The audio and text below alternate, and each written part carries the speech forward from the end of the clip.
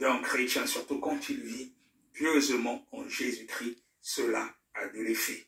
Il y a certains principes dans le spirituel, de la même façon que certaines paroles sont proférées dans le monde des ténèbres contre nous pour des malédictions, et quand nous avons des paroles de bénédiction, nous annulons les malédictions et cela est remplacé par des bénédictions.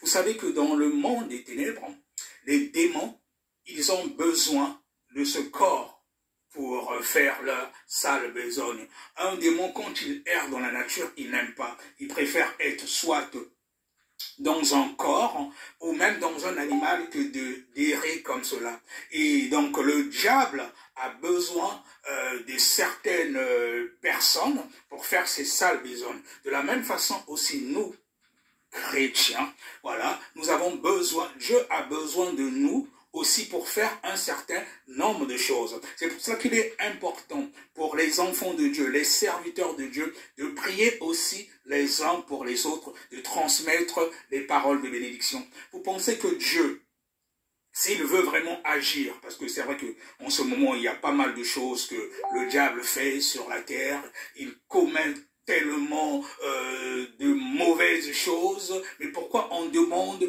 aux enfants de Dieu de prier pour délivrer les captifs? Dieu, dans sa souveraineté, il peut arrêter aussi de suite l'action du diable, mais il préfère que ce soit nous, ses enfants, les serviteurs qui intercédons pour ces personnes-là, pour les libérer, parce qu'il a besoin qu'on intercède pour des personnes de la même nature que nous. Et la Bible dit que la prière du juste a de l'effet et Dieu a besoin de quelqu'un qui se tienne à la brèche pour prier pour le peuple. Et pourtant, il peut agir lui-même directement, mais il a besoin de quelqu'un qui se tienne à la brèche pour prier pour le peuple, parce que ce sont nos semblables. Et de la même façon que le diable utilise aussi ses agents, voilà, des acolytes, des satanistes et tout le reste, pour faire aussi du mal à nous les humains, Dieu utilise aussi les humains pour intercéder pour d'autres humains. Et là, il y a une équation qui est égalitaire. Donc c'est toujours important de transmettre la paix aux autres. Tu es béni, tu es un serviteur de Dieu, sois à ton tour une source de bénédiction pour les autres. Alors nous allons adorer ce Dieu parce qu'il siège au milieu de la louange et l'adoration. Lui, l'incomparable, le roi des rois, le seigneur des seigneurs, lui qui a reçu le nom au-dessus de tout nom, le nom par lequel tout genou fléchit dans les cieux, sur la terre et sous la terre. Adorons ce Dieu, mes bien-aimés. Oh, gloire à toi Jésus, gloire à toi Jésus. L'incomparable, l'incommensurable. Je veux encore t'adorer ce jour. Je veux encore t'adorer ce jour. Je veux encore t'offrir une offrande, oh, d'adoration, parce que tu le mérites, Jésus. Gloire à toi, Jésus. Merci encore, Seigneur Jésus-Christ, pour le souffle de vie que tu m'as donné ce jour. Merci pour le souffle de vie que tu m'as donné ce jour, de la même chose que tu as fait à mon bien-aimé qui m'écoute maintenant, à mon bien-aimé qui est connecté avec moi pour t'adorer, Jésus, le Seigneur Jésus-Christ de Nazareth, toi le seul vrai Dieu, le roi des rois, le Seigneur des seigneurs. Oh, gloire à toi, Jésus. Gloire à toi, Jésus. Oui, les choses qui m'entourent ne valent plus rien, mon Dieu, mon roi, quand je suis dans ta présence, parce que tu es le roi des rois, le Seigneur des seigneurs. Je découvre la joie de te chanter, de déposer ma vie à tes pieds. Il n'y a que toi, ô Jésus, qui importe pour moi. Oh, gloire à toi, Jésus. Gloire à toi, Jésus. Le roi des rois, le Seigneur des seigneurs. Oui, je découvre la joie de te chanter, Jésus, de déposer ma vie à tes pieds. Je veux t'adorer, oui, t'adorer, Jésus. Ma raison de vivre, c'est de t'adorer. Alléluia. Oh oui, gloire à toi, Jésus. Alléluia, alléluia, alléluia. Ma raison de vivre, c'est de t'adorer.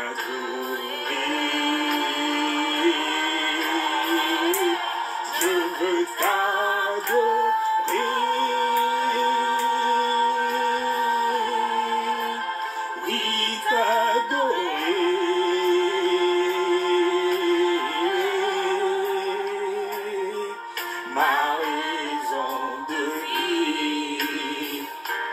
c'est de t'adorer. Bien-aimé, adore Dieu, adore Dieu. Il siège au milieu de la louange et de l'adoration. Quand tu adores Dieu, c'est comme si tu priais 2 fois, même 3 fois. Les anges sont là, ils agissent, parce que Dieu siège au milieu de la louange et de l'adoration. Là-haut, les 24 vieillards l'adorent. Ils se prosternent pour l'adorer. Qui es-tu? Qui nous sommes pour ne pas l'adorer? Nous sommes créés pour l'adorer. Et Dieu aime cela. Dieu aime cela. Et les bénédictions, il ouvre les écluses du ciel quand nous sommes dans l'adoration. C'est un grand moment, c'est un grand moment, c'est un grand moment. Les chaînes tombent, les chaînes tombent, les chaînes tombent. Et Dieu, il adore ça. Adore ton Dieu, mon frère. Quelle que soit ta situation, ne te lamente pas, ne te lamente pas. Adore ce Dieu. Au lieu de prier en te lamentant, genre pourquoi toujours moi? Non, mon frère, ma soeur, mets-toi dans une position d'adoration. Tu l'adores. Tu lui dis qu'il est le roi des rois, qu'il est le Seigneur des seigneurs. Tu veux l'adorer, rien que pour le souffle de vie qu'il t'a encore donné ce jour. Adore-le, adore-le. Oublie les problèmes que tu as, oublie les obstacles que tu as. Adore ce Dieu. Il verra que mon enfant reste fidèle, quelles que soient les persécutions, quels que soient les obstacles. Il sait que tu restes fidèle, tu l'adores. Et Dieu aime ça. Les épreuves, c'est justement pour te forger. Si tu abandonnes, tu donnes raison au diable. Adore Dieu. Oui, je veux t'adorer, mon Dieu, mon roi. Oui, ma raison de vivre, c'est de t'adorer. Ma raison de vivre, c'est de t'adorer. Gloire à toi, Jésus. Gloire à toi, Jésus. Oui, c'est la raison pour laquelle je vis. C'est la raison pour laquelle je vis. C'est la raison pour laquelle je vis. Que l'adoration soit ta raison de vivre, mon bien-aimé. Que l'adoration soit une raison pour toi de vivre.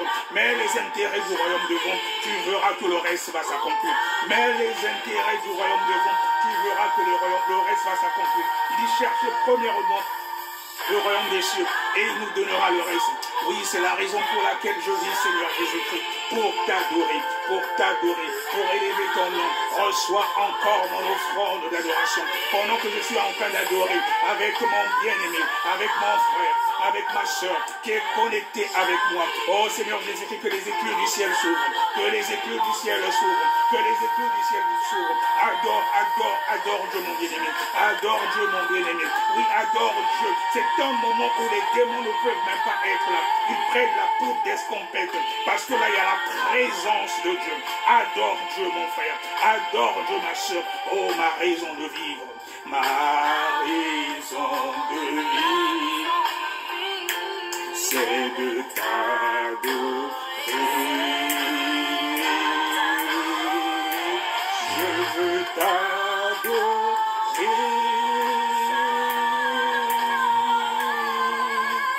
Oui, t'adorer.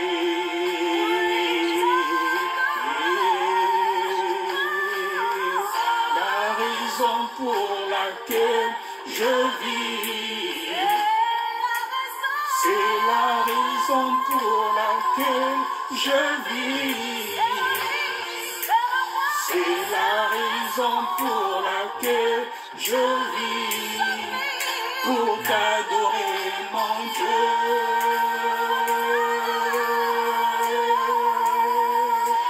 La raison pour laquelle je vis, alléluia. C'est la raison pour laquelle je vis. Oh, merci Jésus pour les chaînes qui tombent maintenant. C'est la raison pour laquelle je vis, pour t'adorer, mon Dieu.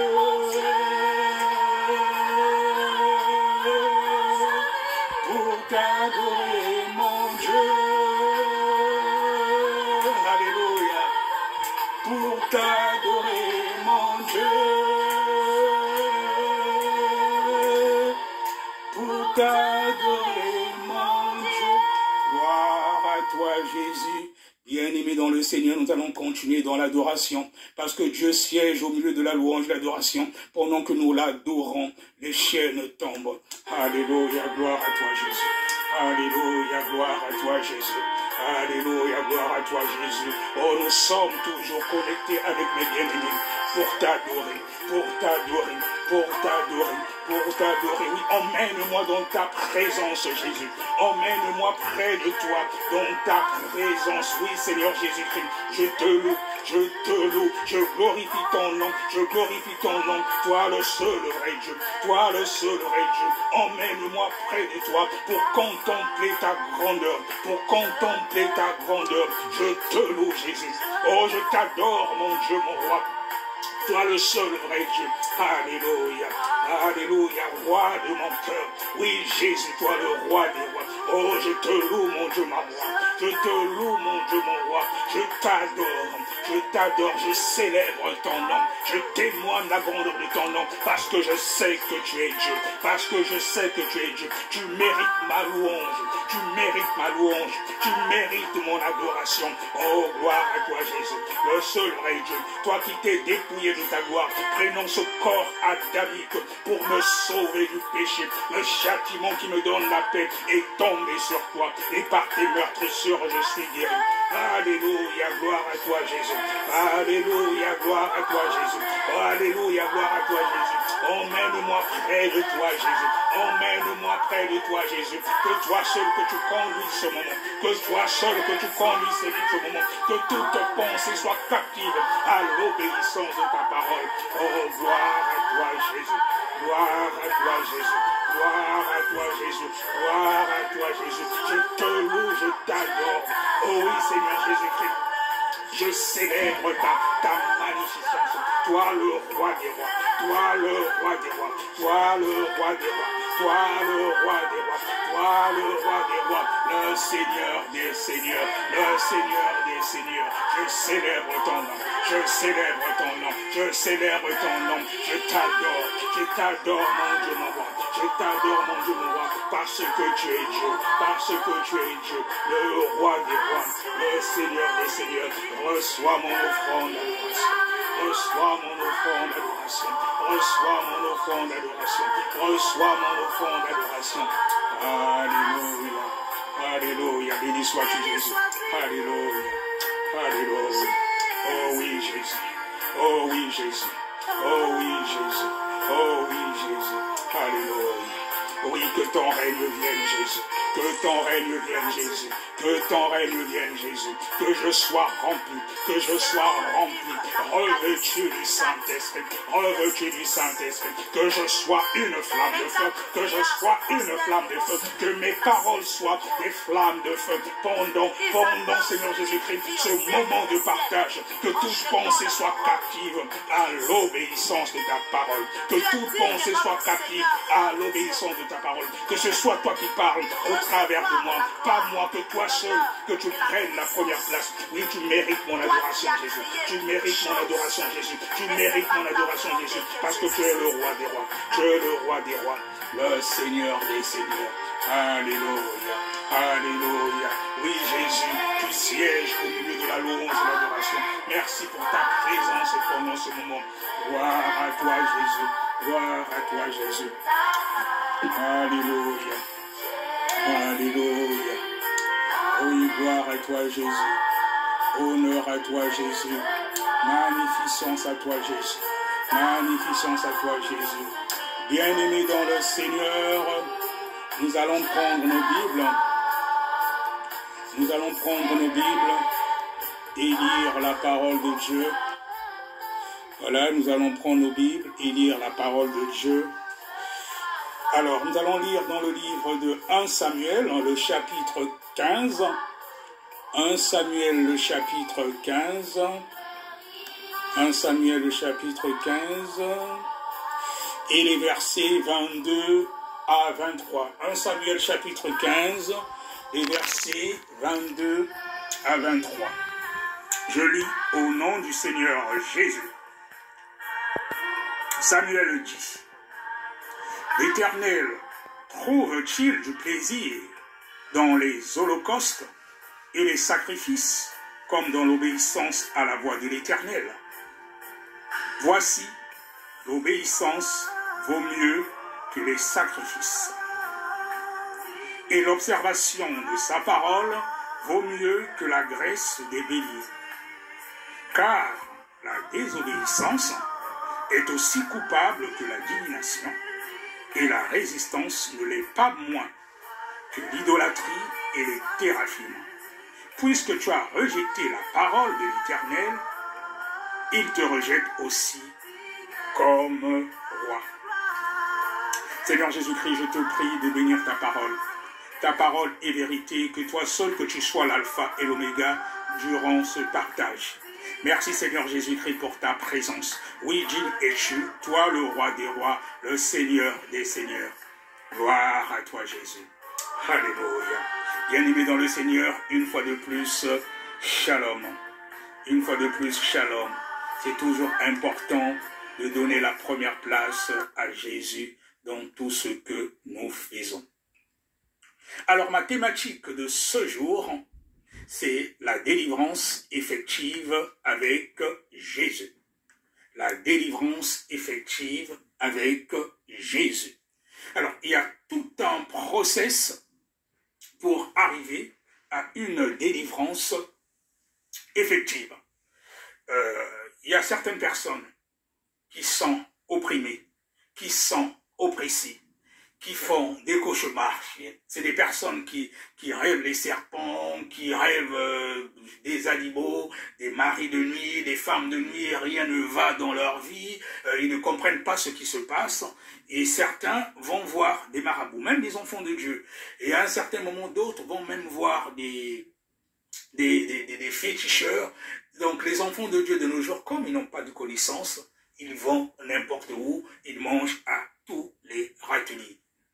Et quand vous allez voir un féticheur, lui exposer un problème du genre, je n'arrive pas à dormir la nuit, j'ai des apparitions bizarres, j'ai des femmes de nuit, j'ai des maris de nuit, je vois des choses bizarres. Le féticheur, en fait, il ne vous guérit pas.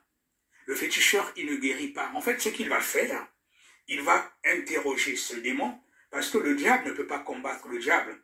Il va invoquer le démon, il va l'interroger. Déjà, il va voir quand vous apportez votre problème chez quelqu'un qui n'est pas de Dieu, il voit déjà quel esprit vous domine. Il va déjà regarder, est-ce que c'est un esprit qui est plus fort que le démon qui l'habite, ou les démons qui l'habitent. Si cet esprit est plus fort que les démons qui l'habitent, il ne va même pas oser faire quelque chose. Il vous dira tout de suite, en tout cas là, je ne peux pas. Ou encore, il y aura une négociation entre les démons qui habitent chez ce féticheur ou marabout avec les démons qui vous possèdent. Il va interroger ce démon, il va dire, bon écoute, la personne dit qu'elle a tel blocage, elle a tel problème par exemple de santé, voilà, elle ne comprend pas, elle va voir les médecins, elle n'est pas guérie et tout, on va faire semblant de la guérir. Donc on va mettre, ça sera comme une illusion, ils vont remplacer un démon par un autre. Et toi, pendant un laps de temps, tu vas voir, si c'était un cas de maladie, tu n'es plus malade, tu vas croire que tu es guéri. Non. Or, on a remplacé un autre démon. Quelques mois après, tu vas voir par la suite qu'il y a peut-être une autre maladie ou un autre cas de figure. Le diable ne combat jamais le diable. Ce n'est qu'une illusion. Pareil, des gens qui ont des blocages, par exemple, au niveau des finances. Vous partez voir, je ne sais pas, des magiciens ou des satanistes, j'en sais rien, qui vous donnent des portefeuilles, je crois, je ne sais pas qu'ils appellent des portefeuilles magiques. Et on te dit de faire certaines invocations où tous les jours tu as une certaine somme, on te dit tous les jours tu as par exemple 1 million de francs CFA, c'est un exemple, mais que tu dois dépenser le même jour ou au plus tard le lendemain avant le lever du soleil. Si tu ne dépenses pas ça, voilà, ça sera perdu ou va peut-être arriver quelque chose. Mais cet argent-là, vous croyez que... Mais les gens se font avoir. Pourquoi ils vous disent de dépenser tout le même jour? Et c'est parce que c'est de l'argent. Le diable, c'est un voleur. C'est de l'argent qu'ils vont peut-être prendre. C'est de l'argent légitime qu'ils vont peut-être prendre dans une banque. De l'argent qui existe réellement dans une banque. Et on te donne ça pendant un laps de temps. Mais ils s'entendent peut-être avec d'autres entités qui sont dans ces banques-là. Mais tu dois le terminer le même jour. Parce que si tu ne le termines pas, soit il va peut-être arriver un problème ou ça va disparaître. Parce que le diable, c'est un voleur, c'est un menteur. C'est-à-dire qu'il vous berne par des illusions. Voilà. Il vous berne par des illusions. Or, la bénédiction de l'Éternel, elle ne s'accompagne d'aucun chagrin. Quand Dieu donne, c'est sans chagrin. Le diable, Il vous berne, voilà, il vous berne tout simplement. C'est comme beaucoup de gens qui sont dans le monde des ténèbres. Des fois, dans ce monde-là, quand ils font leur projection, leur sortie astrale, ils se disent qu'ils sont dans un monde qui est beaucoup meilleur qu'ici, là, c'est beau, c'est meilleur là-bas. Ils se disent, des fois, ils n'ont même pas envie de revenir ici, et c'est pour cela qu'il y a certains satanistes ou certains même sorciers continuent à faire leur sale besogne, parce que le diable leur trompe. Il vous trompe, c'est une illusion. Vous êtes riche là-bas de foi, mais dans le monde réel, vous n'êtes pas riche parce que c'est tout simplement une illusion. Ou il vous berne avec des richesses de ce monde, faisant croire que la vie s'arrête là. Non, c'est parce que le diable, c'est qu'il a très peu de temps et il veut emmener un maximum avec lui à la perte. Nous allons revenir à notre thématique. Je parlais de la délivrance effective avec Jésus-Christ. Il y a tout un process pour aller vers cette délivrance. Donc, le process, il y a déjà la connaissance de la parole de Dieu. Voilà, c'est primordial. Sans connaître la parole de Dieu, on ne peut pas être délivré. Tout commence par la connaissance de la parole de Dieu. Voilà. Si tu ne connais pas la parole de Dieu, le diable va blaguer avec toi parce qu'il connaît aussi la parole de Dieu. Le diable connaît aussi la parole de Dieu. Et si tu n'as pas de connaissance de la parole de Dieu, quand le diable vient te tromper, vous avez vu que quand Jésus a jeûné pendant 40 jours, avant qu'il ne commence son ministère, le diable est venu le tenter. Le diable disait, il est écrit. Le Seigneur Jésus-Christ répondait par, il est aussi écrit. Mais de nos jours, les chrétiens ne connaissent plus la parole de Dieu. Ils ne connaissent plus la parole de Dieu et c'est pour cela qu'ils se font avoir. Alors que la parole de Dieu, c'est Jésus. La Bible déclare dans Jean 1, le chapitre 1, voilà, et différents versets. Au commencement était la parole, et la parole était avec Dieu, et la parole était Dieu. Cette parole s'est faite chair, elle est venue par la suite habiter avec nous, voilà. Et cette parole, c'est qui? C'est Jésus. C'est Jésus, la parole qui était dès le commencement. Et quand vous n'avez pas la connaissance de la parole, le diable va jouer avec vous. Voilà, donc le premier point pour la marche vers la délivrance effective, c'est la connaissance de la parole. Et quand nous regardons la définition de la connaissance dans le Larousse, qu'est-ce qui est dit? Il est dit que c'est le fait de comprendre, de connaître les propriétés, les caractéristiques, les traits spécifiques de quelque chose. C'est le fait de comprendre. Comprendre quoi? Dans le cas de la parole de Dieu, comprendre la parole de Dieu. De connaître. Connaître quoi? Les propriétés de la parole de Dieu. Les caractéristiques, les traits spécifiques de quelque chose. C'est cela, la connaissance. Donc, pour ce qui est de la parole de Dieu non mathématique, je dis que la marche vers la délivrance effective, il faut déjà donc connaître cette parole, la comprendre de par la définition, de la connaître, de connaître les propriétés de cette parole, de connaître les caractéristiques de cette parole, les traits spécifiques de cette parole. Si tu n'as pas tout cela, et tu seras toujours un bébé spirituel où tu ne seras jamais victorieux et tu ne parviendras jamais à la délivrance. Pour la délivrance effective, il faut déjà méditer la parole de Dieu. La Bible déclare dans Josué 1, 8, que nous allons lire ensemble, Josué 1, 8, que ce livre de la loi ne s'éloigne point de ta bouche. Médite-le jour et nuit, pour agir fidèlement selon tout ce qui est écrit.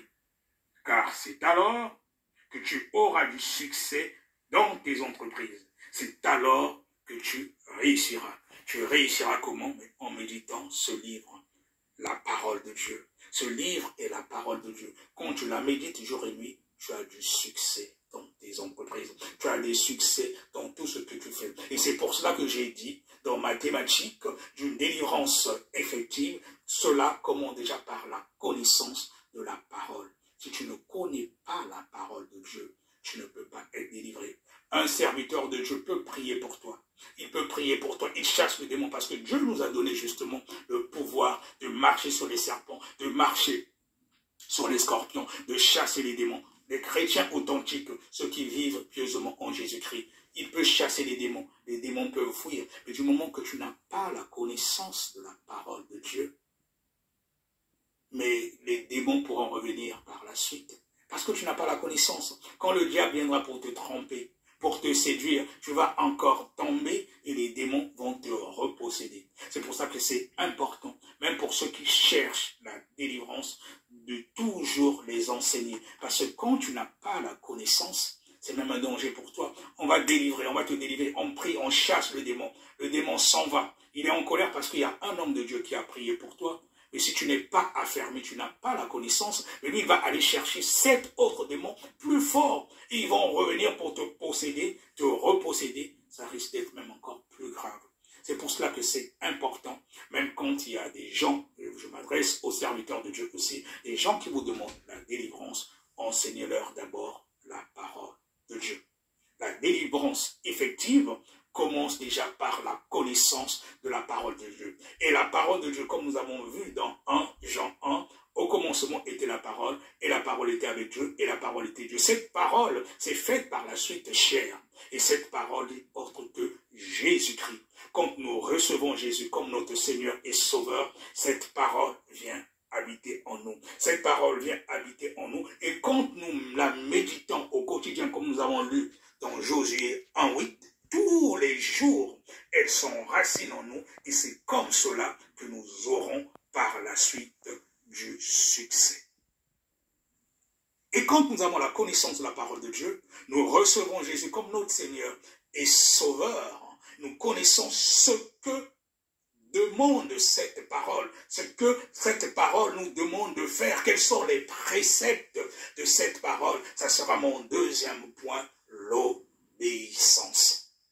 Donc, déjà, la parole de Dieu, quand nous la recevons, elle vient habiter en nous. Ça veut dire que c'est Jésus-Christ lui-même qui vient habiter en nous. Nous avons lu dans 1 Samuel 15, les versets 22 à 23, il est dit, là c'est Samuel qui dit à Saül, l'Éternel trouve-t-il du plaisir dans les holocaustes et les sacrifices, comme dans l'obéissance à la voix de l'Éternel? Parce que vous savez, à l'époque, avant la nouvelle alliance, donc là nous sommes dans l'ancienne alliance, Dieu il parlait au travers de ses prophètes. Et quand nous lisons plus loin, au chapitre 15, à partir du verset 1, c'est Samuel qui dit à Saül, c'est moi que l'Éternel a envoyé pour toindre roi sur son peuple, sur Israël. Écoute donc ce que dit l'Éternel. C'est-à-dire que c'est Samuel que l'Éternel avait envoyé vers Saül pour l'oindre comme roi. Et quand nous lisons plus loin, voilà, au verset 10, toujours au chapitre 15, l'Éternel adressa la parole à Samuel et lui dit, je me réponds d'avoir établi Saül pour roi, car il se détourne de moi et il n'observe point mes paroles. Et c'est pour cela, quand nous avançons après, au niveau du verset 22, c'est Samuel en s'adressant à Saül, il dit, Samuel dit, l'Éternel trouve-t-il du plaisir dans les holocaustes et les sacrifices, comme dans l'obéissance à la voix de l'Éternel? Voici, l'obéissance vaut mieux que les sacrifices, et l'observation de sa parole vaut mieux que la graisse des béliers. Donc Saül croyait qu'il suffisait d'offrir la graisse des béliers, des holocaustes à l'Éternel, même s'il ne vivait pas en conformité avec la parole de Dieu. Cela suffisait. Non, non. Bien-aimé dans le Seigneur, l'obéissance vaut mieux que les sacrifices. L'obéissance vaut mieux que les sacrifices. Beaucoup de chrétiens de nos jours, dans le corps du Christ, sont malheureusement devenus des religieux. Mon frère, ma sœur, la religion ne te sauvera pas. La religion ne te sauvera pas. En lisant même la Bible, qui est la parole de Dieu, il n'est marqué nulle part qu'il faut être protestant. Il est marqué nulle part qu'il faut être catholique. Il est marqué nulle part qu'il faut être pentecôtiste ou je ne sais quoi.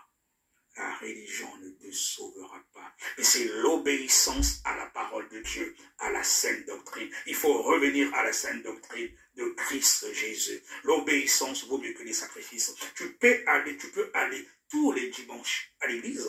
Tu peux aller tous les dimanches à l'église, prier comme tu veux, même jeûner chaque semaine. Et si tu n'obéis pas à la parole de Dieu, c'est peine perdue. Tu peux jeûner 40 jours, et si tu n'obéis pas à la parole de Dieu, c'est peine perdue. Il y a beaucoup de fausses doctrines de nos jours qui demandent des fois parfois aux gens de jeûner jusqu'à 40, 50, 70 jours. C'est bien tout cela. C'est bien, c'est même bien de jeûner. Mais il faut déjà les enseigner la parole de Dieu. Parce que quand tu n'as pas de connaissance, tu peux jeûner, tu peux donner ta dîme tous les mois, tu peux aller tous les dimanches à l'église, mais si tu n'as pas la connaissance de la parole de Dieu, c'est peine perdue. C'est peine perdue. L'obéissance vaut mieux que les sacrifices.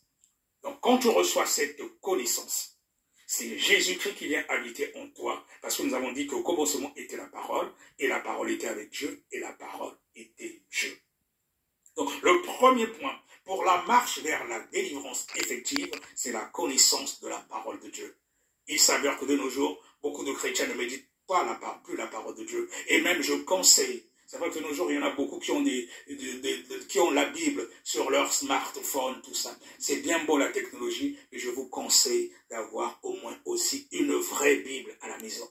Une vraie Bible où tous les jours, tu médites, tu fouilles, tu mets même des traits, des annotations. C'est important. C'est très important d'avoir une Bible où tu dois méditer, ne serait-ce qu'un verset tous les jours. Mais après, il ne faut pas la lire, cette parole, comme un roman. Comme un roman. Nous avons vu dans la définition qu'il fallait la comprendre. La connaissance, c'est le fait de comprendre, de connaître les propriétés, les caractéristiques, les traits spécifiques de quelque chose. Si tu lis la parole de Dieu comme un roman, sans la comprendre, sans connaître les caractéristiques, les traits spécifiques, ça ne te servira à rien. C'est pour cela qu'il est important, quand tu la médites, donc c'est-à-dire quand tu la médites, que tu demandes aussi la présence du Saint-Esprit, que le Saint-Esprit puisse t'éclairer. Avec un seul verset, le Saint-Esprit peut te parler de plusieurs façons. Et quand tu reçois le Seigneur Jésus-Christ comme ton Seigneur et comme ton Sauveur, le Saint-Esprit vient habiter en toi. Le Saint-Esprit vient habiter en toi. Et quand tu médites cette parole, quand tu disposes vraiment ton cœur, c'est à ce moment qu'intervient le deuxième point, l'obéissance. L'obéissance. Donc le premier point, on a parlé de la connaissance de la parole de Dieu. Le deuxième point, nous sommes déjà dans l'obéissance. Et l'obéissance, elle se veut sans compromission.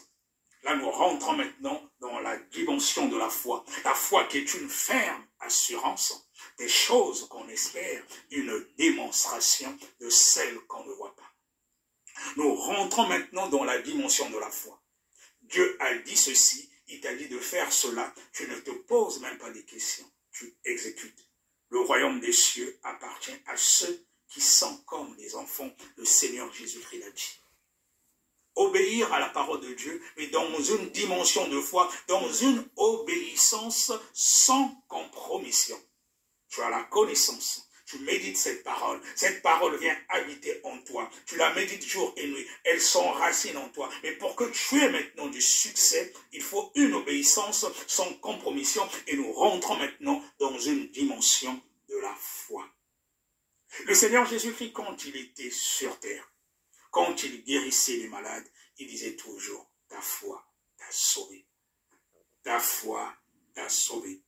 Beaucoup de chrétiens de nos jours, ils vont voir les serviteurs de Dieu. Prophète, prie pour moi. Prophète, prie pour moi. Prophète, prie pour moi. Il y a beaucoup de prophètes de nos jours qui sont malheureusement dans la cabale juive, qui sont dans l'occultisme. Et quand ils prient pour toi, c'est juste une illusion. Ils font comme des marabouts.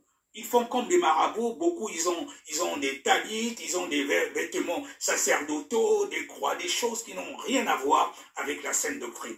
Il peut prier pour toi. Tu crois que le démon est parti, mais ils font exactement la même chose que certains marabouts, que certains féticheurs. Beaucoup de ceux qui vous donnent des huiles d'onction, de l'eau qu'ils vont chercher, je ne sais où, dans la nouvelle alliance, avec la sainte doctrine, on n'a pas besoin de tout cela. Avoir déjà la connaissance. Les enfants de Dieu de nos jours, ils mangent à tous les râteliers sans même sourciller. La priorité, c'est déjà d'avoir la connaissance.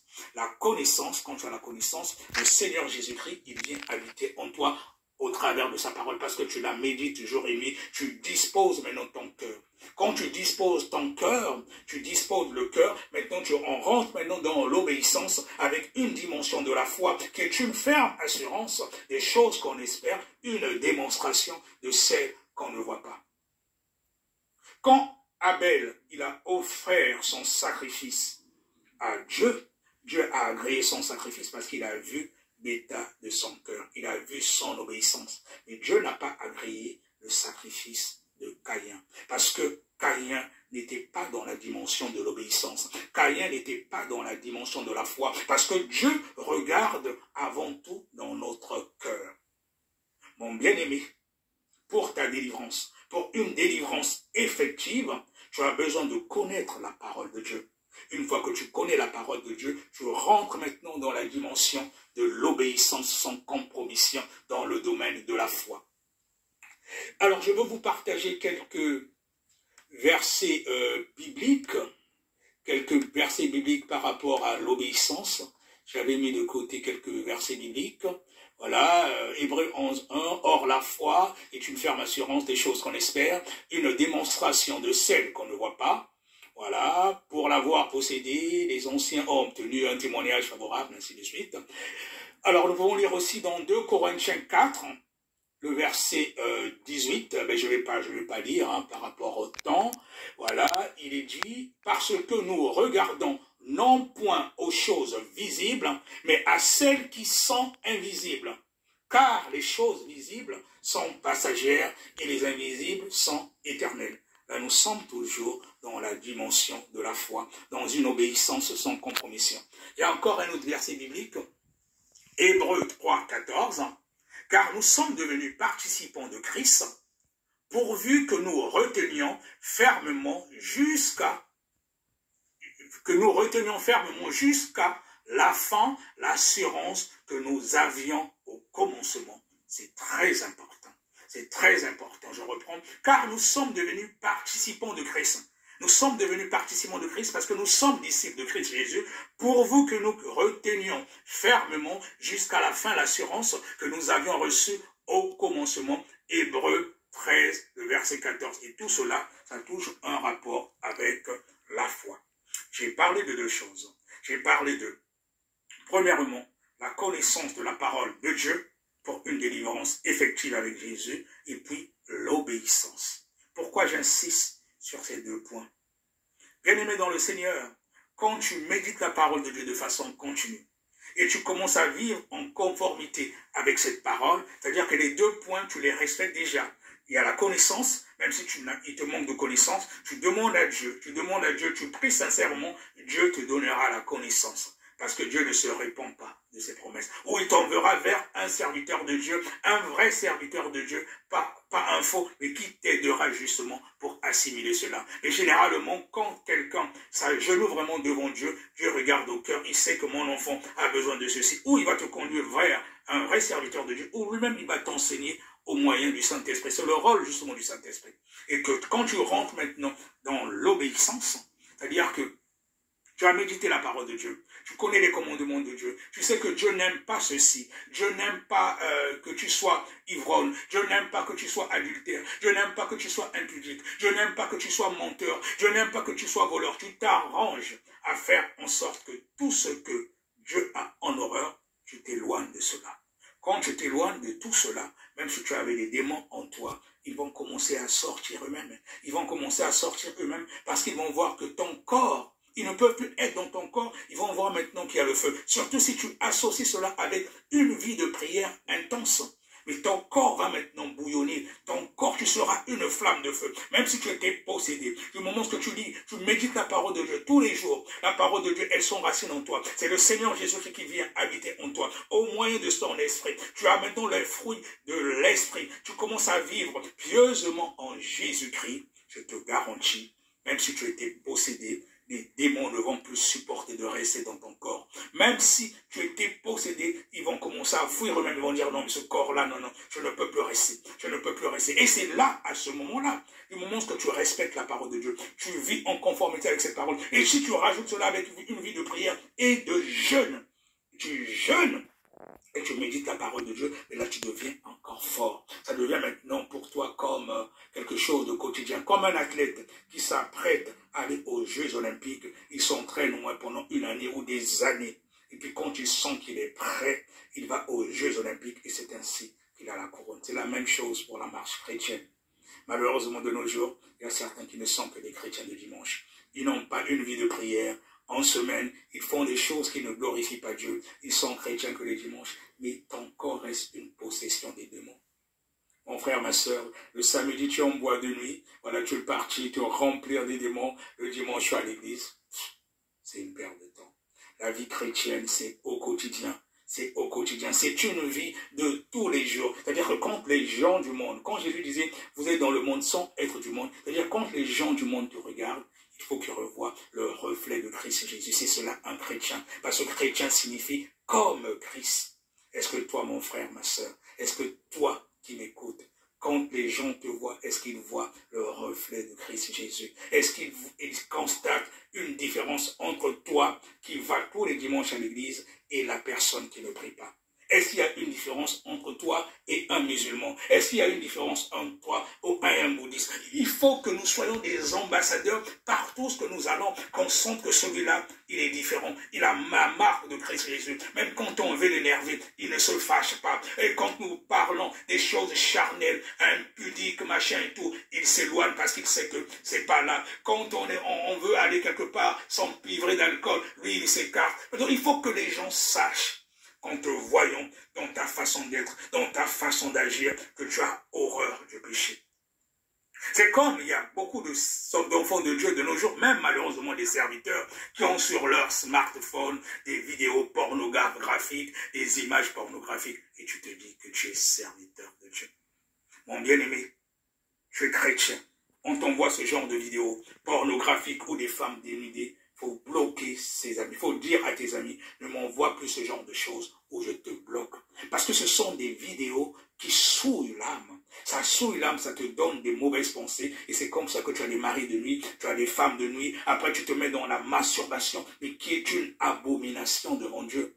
Beaucoup de chrétiens croient même que la masturbation, c'est bien. Non, je te dis, mon frère, ma soeur, c'est pas bon. Dieu a horreur de cela. Tu ne peux pas savoir quand tu te masturbes, mais les blocages, la sécheresse financière que tu crées en toi. Tu peux avoir certains blocages, rien qu'en te masturbant, parce que ton corps est une possession démoniaque. Et tu vas tous les dimanches à l'église, tu pries, oui, mais je prie, mais ça ne change pas. Et peut-être c'est parce que le fait que tu te masturbes. Dieu n'aime pas ça. Dieu n'aime pas ça. Tu t'éloignes du péché et c'est là que le Saint-Esprit va habiter en toi. Et c'est là que tu auras la délivrance effective avec Jésus. J'ai donné la première condition, c'est la connaissance. Tu connais la parole de Dieu. Que dit la parole de Dieu par rapport à telle chose? Tu t'éloignes du péché. C'est-à-dire que c'est l'obéissance. L'obéissance, c'est-à-dire que même si on peut prier pour toi aujourd'hui, un serviteur de Dieu prie pour toi, tu es délivré. Mais si demain tu repars à faire n'importe quoi, et là ça sera même encore plus grave. Tu es délivré, mais tu continues à faire des choses qui ne glorifient pas Dieu, mais le démon qui est sorti va se dire, ah, on a prié pour elle, on a prié pour lui, il est délivré. Il va aller prendre cet autre démon plus fort, mais il va encore te posséder de plus en plus. C'est pour ça que vous allez voir certaines personnes, même des fois les enfants de Dieu, qui étaient très zélés, mais quand ils vont dans le monde, ils font même pire que les païens. Parce que les démons, ils viennent en force. Le diable, il ne faut pas jouer avec lui. Il ne joue pas, il ne nous aime pas. Le diable ne nous aime pas, surtout nous qui vivons pieusement en Jésus-Christ, qui avons décidé de vivre pieusement en Jésus-Christ. C'est un combat déjà contre le monde des ténèbres. C'est un combat contre Satan. Le diable, il ne nous aime pas. Le diable, ce qu'il veut, c'est nous tuer tous les jours. Oui, c'est ça la mission du diable. Il veut nous tuer tous les jours, mais surtout dans l'état du péché. Vous ne pouvez même pas imaginer les tentations qu'ont les serviteurs de Dieu. Ceux qui veulent vivre pieusement en Jésus-Christ. Si le diable, si Dieu pouvait ouvrir les yeux de beaucoup, vous allez voir comment les serviteurs de Dieu sont tentés. Tout ce que le diable essaie de faire, heureusement que l'ange de l'Éternel campe auprès de ceux qui le craignent. Et quand on est avec Jésus, on ne craint rien. Quand on est avec Jésus, on ne craint rien. Il y a même des serviteurs de Dieu aujourd'hui qui ont peur, des occultistes, des satanistes, des marabouts, des sorciers. Mais mon frère, ma soeur, tu es serviteur de Dieu. Tu as peur de ces gens-là parce qu'il y a un problème dans ta vie. Mets ta vie en ordre. Commence à avoir une vie de sanctification et de prière, mais tu n'auras pas peur de ces êtres-là, parce que c'est Jésus-Christ qui vit en toi. Tu mènes une vie de prière et de sanctification, mais comment tu vas avoir peur des marabouts, des sorciers, des satanistes? Celui qui est en toi est plus puissant. Jésus, il est au-dessus. Même les musulmans vous diront, eux, ils croient que Jésus, c'est un simple prophète, mais ils disent que c'est un grand prophète, bien qu'ils ne savent pas que c'est le Fils de Dieu. Ils le prennent pour un grand prophète. Les occultistes vous le diront, ils le prennent pour un grand maître. Il n'y a pas un nom qui soit au-dessus de celui de Jésus. Quand tu as reçu Jésus comme ton Seigneur et Sauveur, et tu as une grâce, mon frère, ma soeur. Tu es puissant. Tu es puissant, j'ai déjà enseigné sur ça. Tu es puissant, et le secret, c'est la méditation continue de la parole de Dieu. Tu as la connaissance, tu as l'obéissance, la délivrance, elle est totale. Même sans qu'un serviteur de Dieu ne prie pour toi. Parce que quand tu reçois la parole de Dieu, tu la médites jour et nuit, Jésus-Christ vient habiter en toi. C'est lui-même qui opère la délivrance. C'est lui qui procure en nous le vouloir et le faire. C'est lui-même qui fait tout. Sauf si vraiment tu as essayé, les choses n'ont pas marché, là tu peux aller voir un serviteur de Dieu. Mais commence déjà à méditer cette parole, la parole de Dieu, la Bible qui est la parole de Dieu. Tu la médites de façon continue. Tu vis en conformité avec cette parole, en obéissant à la parole de Dieu. C'est ainsi que tu auras la délivrance. Ne demande pas la délivrance si tu n'as pas encore pris la résolution de te repentir.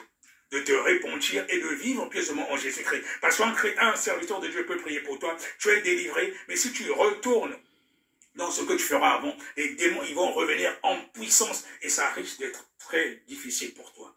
Sois certain, quand tu demandes la délivrance, que tu veux maintenant vivre pieusement en Jésus-Christ, les choses anciennes sont passées, voilà que toutes choses sont devenues nouvelles, tu seras un champion en Jésus-Christ et tu auras la délivrance effective. Donc le premier point, c'est la connaissance de la parole de Dieu, la méditer jour et nuit, l'obéissance avec la dimension de la foi, qui est une ferme assurance des choses qu'on espère, une démonstration de celles qu'on ne voit pas. Et c'est là qu'après survient la délivrance.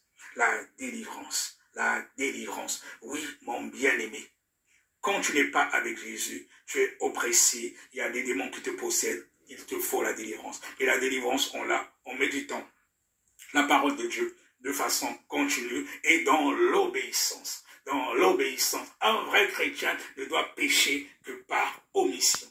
Il ne faut pas que le péché soit ta nature, non. Nous avons la nature adamique, oui. Nous devons pécher par omission. C'est cela, un vrai chrétien. Alors donc le troisième point, je disais donc que c'est la délivrance. Le troisième point, c'est la délivrance. Donc la délivrance effective avec Jésus, il y a tout un process. On passe par la connaissance, l'obéissance après vient la délivrance qui est une action de rendre tout simplement la liberté parce qu'il y a beaucoup d'enfants de Dieu, même des serviteurs de Dieu qui sont encore captifs. Un serviteur de Dieu qui va par exemple avec toutes les sœurs, qui a un coureur de jupons, ça veut dire qu'il est encore possédé, il lui faut une délivrance. Il lui faut une délivrance. Et les serviteurs de Dieu qui agissent de la sorte, qui vont avec toutes les sœurs de l'Église, même quand ils font des miracles ou qu'ils prophétisent, il faut vous dire qu'ils ne prophétisent pas avec Dieu. Ça veut dire qu'ils ont autre chose, c'est le diable. Ne vous fiez pas à leurs prophéties ou miracles. Et même toi, ma sœur qui m'écoute, tu vas dans ton église, le pasteur couche avec toi. Même s'il fait des prophéties, tu crois que vraiment il est avec Dieu. Qui te dit pas que c'est un occultiste, il couche avec toi pour prendre justement tes bénédictions. Tu ne sais pas ce qu'il retire dans ton cœur, dans ton corps, ma sœur. Faisons attention. Faisons attention. De nos jours, les gens n'ont plus de connaissances. Ils acceptent tout et n'importe quoi. Comment tu vas à l'église et le pasteur, c'est ton pasteur, il est marié, tu es une sœur, il couche avec toi. Mais non seulement que ce sont des malédictions pour toi, mais tu ne sais pas aussi ce que lui, il a pris en allant avec toi. Qui ne te dit pas qu'il va avec certaines sœurs de l'église pour soutirer quelque chose, sachant que ce n'est pas un vrai serviteur de Dieu, c'est un agent de ténèbres. Et comment tu es le pasteur, tu vas coucher avec les sœurs de l'église. Et surtout si c'est de façon continue, ça veut dire qu'il y a un problème. Faisons attention, revenons à la saine doctrine. Donc après, le troisième point, c'est donc la délivrance, qui est l'action de rendre la liberté. Alors quand nous lisons dans Luc 21-28, il dit quoi? Quand ces choses commenceront à arriver, redressez-vous et levez vos têtes parce que votre délivrance approche. C'est-à-dire que quand tu as la connaissance, tu médites la parole de Dieu de façon continue, tu as l'obéissance, c'est là que survient la délivrance. Donc je te prie de noter Luc 21-28. quand ces choses commenceront à arriver, redressez-vous et levez vos têtes parce que votre délivrance approche. Donc, quand tu as la connaissance de la parole de Dieu, tu as l'obéissance, sois certain que la délivrance, elle sera naturelle, elle sera effective. Nous allons lire encore dans 2 Chroniques 20, 17. Je vais vous laisser lire à la maison. 2 Chroniques 20, 17, il est dit, vous n'aurez point à combattre en cette affaire, présentez-vous, tenez-vous là, et vous verrez la délivrance que l'Éternel vous accordera. Juda et Jérusalem, ne craignez point et ne vous effrayez point. Demain, sortez à leur rencontre et l'Éternel sera avec vous. C'est-à-dire que quand tu as la connaissance de la parole de Dieu, quand tu vis dans l'obéissance, ce n'est plus toi qui fais ton palabre, comme disent nos frères ivoiriens. C'est Dieu maintenant qui fait ton palabre. Il dit, vous n'aurez point à combattre en cette affaire. Présentez-vous, tenez-vous là, et vous verrez la délivrance que l'Éternel vous accordera. C'est-à-dire que pendant que je suis là, pendant que je prêche la parole de Dieu, je sais que cela ne plaît pas aux satanistes. Je sais que cela ne plaît pas même aux sorciers. Mais je ne crains rien parce que je sais qui je suis, je sais qui vit en moi. Donc même s'ils essaient de m'atteindre, mais les anges sont là qui me protègent parce que je sais, j'ai confiance en mon Dieu, j'ai confiance en mon Jésus. Du moment que tu me respectes les préceptes de Dieu, tu vis en conformité avec la parole de Dieu, l'ange de l'Éternel campe auprès de ceux qui le craignent et ta délivrance elle est effective. Tu n'as peur de rien, tu peux dormir tranquille sur tes 2 oreillers parce que tu sais que Jésus est avec toi, il est en toi et ses anges sont tout autour. Tu ne crains rien. Tu ne crains rien. On a lu dans 2 Chroniques 20, 17, vous n'aurez point à combattre en cette affaire. Présentez-vous, tenez-vous là, et vous verrez la délivrance que l'Éternel vous accordera. Tout ce que tu as à faire, mon frère, ma soeur, vis en conformité avec sa parole. Tu la médites jour et nuit, tu sois dans une obéissance sans compromission, et c'est là qu'intervient la délivrance. Nous allons terminer dans Jérémie 15, 21. Je te délivrerai de la main des méchants, je te sauverai de la main des violents. C'est ce que l'Éternel fait à tous ceux qui le craignent.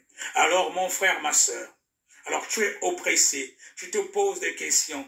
Pourquoi ça ne marche pas chez moi? Tout ce que je fais ne marche pas. Mais est-ce que tu as mis ta vie en conformité avec la parole de Dieu? Est-ce que tu obéis à la parole de Dieu? On a vu que l'obéissance valait mieux que les sacrifices. L'obéissance vaut mieux que les sacrifices. Il faut déjà essayer d'examiner ta vie. Tu examines ta vie. Est-ce que tu médites la parole de Dieu de façon continue? Ou tout ce que tu fais maintenant, tu cherches un prophète. Oui, prophète, on a dit quoi sur moi? Dieu a dit quoi? Mais Dieu, ce que Dieu a dit est déjà dans la Bible, qui est sa parole. La Bible, c'est la parole de Dieu. Beaucoup de chrétiens de nos jours, ils cherchent à aller voir des serviteurs de Dieu de midi à 14 heures. Ils ne méditent même plus la parole de Dieu.